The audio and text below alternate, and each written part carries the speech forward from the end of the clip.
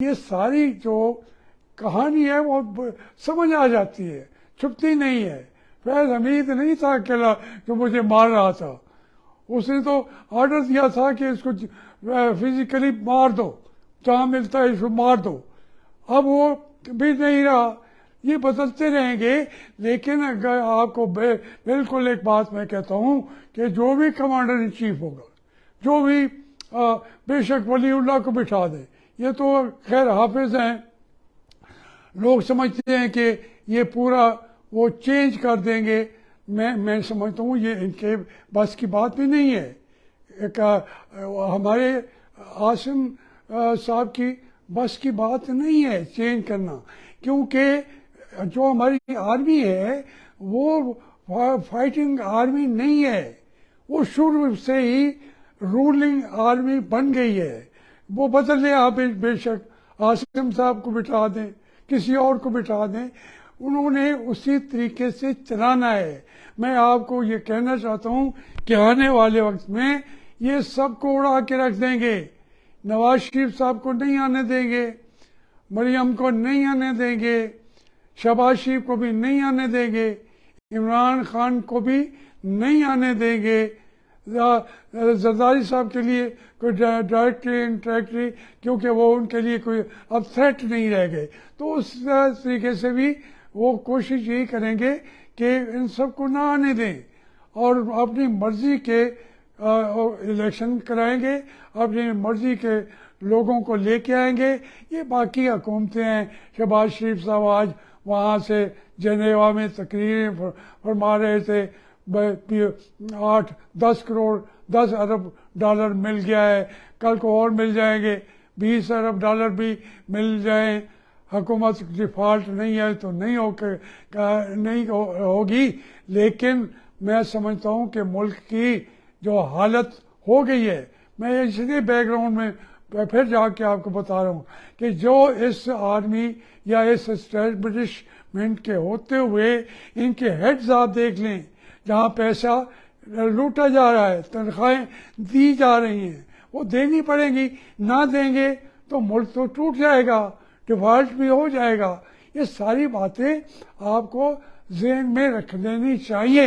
ہاں، اگر عاصم صاحب کے اندر اتنی جرأت ہے، ہمت ہے، تو وہ پھر نظام بدلیں، فوج کو اتنا، ان کے جرنیلوں کو اتنا لوٹنے کا سامان باہم مت پہنچائیں، ان کو بھی رشوت نہ دیں۔ ایوب خان نے اپنے جرنیلوں کو رشوت دی، ضیاء الحق نے اپنی جرنیلوں کو رشوت دی، پرویز مشرف نے اپنے جرنیلوں کو رشوت دی، پھر باجوہ نے اپنے جرنیلوں کو رشوت دی۔ یہ ساری وقتی باتیں کرتے رہتے ہیں، یہ سب رشوت دینے والے ہیں، اور اس کے بدلے میں رشوت لے بھی لیتے ہیں۔ آج کل ان کی شادیوں کے چرچے آپ دیکھ لیں، آپ نظر مار کے دیکھیں، سونے کے اندر تل رہے ہوتے ہیں ان کے بچے۔ تو اس لیے یہ آرمی نہیں بدلے گی، ان کے جرنیل نہیں بدلیں گے۔ ہمیں کیا کریں؟ ہمیں ہماری آرمی چاہیے، ہمیں ہمارا کمانڈر ان چیف طاقتور چاہیے۔ ہم ہندوستان کے آگے سرنڈر نہیں کر سکتے، کیونکہ یہ تو کر دیتے ہیں، ہمیشہ کر لیتے ہیں۔ کشمیر میں باجوہ نے سرنڈر کر دیا، پرویز مشرف نے نیپال میں جا کے سرنڈر کر دیا۔ تو یہ تمام چیزیں ہوتی آئی ہیں۔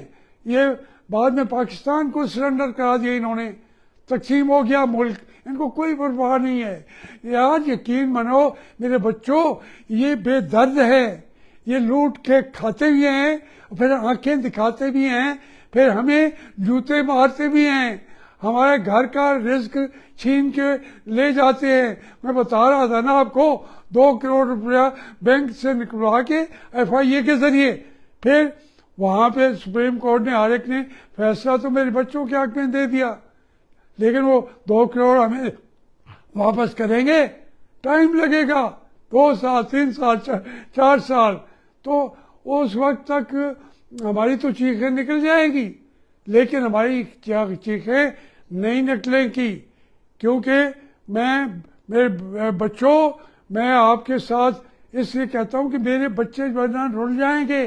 آپ ہی ہیں میرے بچے، جو میری قریبی فیملی کے بچے رل جائیں. کیوں؟ اللہ تعالیٰ ان کا بھی سہارا ہے. لیکن میں پاکستان کے بچوں، میرے بیٹوں، آپ کو میں رلنے نہیں دوں گا. میں زندگی کے آخری مرحلے تک بات کرتا رہوں گا اور آپ کو سمجھاتا رہوں گا کہ آپ کس ملک میں پیدا ہوئے ہیں، جو بہت، جس میں کوئی شک نہیں ہے، جو وسائل کے لحاظ سے دنیا کے متمول ہوگا بھی، لیکن یہ لوٹنے والے معاف نہیں کریں گے. یہ ریٹائر جنرل، ان کی آکڑ خانیاں دیکھیں، ملک پر وہی حکومتیں کر رہے ہیں، لوٹ رہے ہیں، تنخواہوں کے ذریعے لوٹ رہے ہیں. اور جو باقی سیاستدان ہیں، ان کے بیچاروں کا، ان کی حیثیت کیا ہے؟ کیا حیثیت ہے؟ بول نہیں سکتے. میں کم از کم اللہ تعالیٰ نے ہمت دی ہوئی ہے، حوصلہ دیا ہوا ہے. میں اپنے بچوں کی قربانی دے سکتا ہوں، ان کے رزق کی قربانی دے سکتا ہوں. میں تو بولتا رہوں گا، بتاتا رہوں گا، کیونکہ میں نے 12 سال کی عمر میں اس ملک کے جیلوں کے اندر جانا شروع کیا تھا، اور آج تک میں تیار ہوں. مجھے پکڑے یا کم از کم میری کوئی تھوڑا بہت تو کہے کہ میں نے رولز کی کبھی زندگی میں نے مخالفت کی ہو، کبھی میں ملک کے قوانین کو توڑا ہو. لیکن میں یہ ملک کے قانونوں کو، آئین کو بار بار توڑنے والوں کو، میں ان کو اپنا نجات دہندہ نہیں سمجھتا. اس لیے میں عاصم صاحب کے لیے عرض کر رہا ہوں کہ میں آپ کو نجات دہندہ نہیں سمجھتا. آپ بھی اسی طریقے کے ایک جرنیل ہیں جیسے وہ چور تھے. آپ کے بارے میں بھی میں خوش فہمی میں مبتلا تو ہو سکتا ہوں، لیکن جس نظام کا آپ حصہ ہیں، میں آپ کو ان جرنیلوں سے کاٹ کے دوسری طرف نہیں دیکھ سکتا.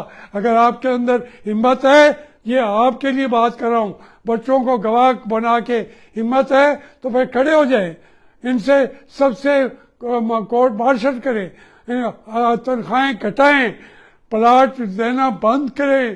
یہ ڈی ایچ ایس کے اندر جو آپ نے لوٹ مار کی ہوئی ہے، جتنی کی ہوئی ہے، وہ بھی واپس کریں، کیونکہ جو آپ لے چکے ہیں پلاٹ، وہ آپ کے نہیں ہیں، آپ کے بچوں کے نہیں ہیں. آپ کے بچوں کے ہم مستقبل کے لیے کیوں مریں، کیوں لڑیں؟ ایسی آرمی کے لیے لوگ نفرت کرنا شروع کر دیتے ہیں. وہ محبت نفرت میں بدلنے کو قریب تر ہے. پھر کہاں کھڑے ہوگے؟ ملک کو توڑنے والے نہ بنو، ملک کو جوڑنے والے بنو. بس یہی میرا آج کا پیغام ہے.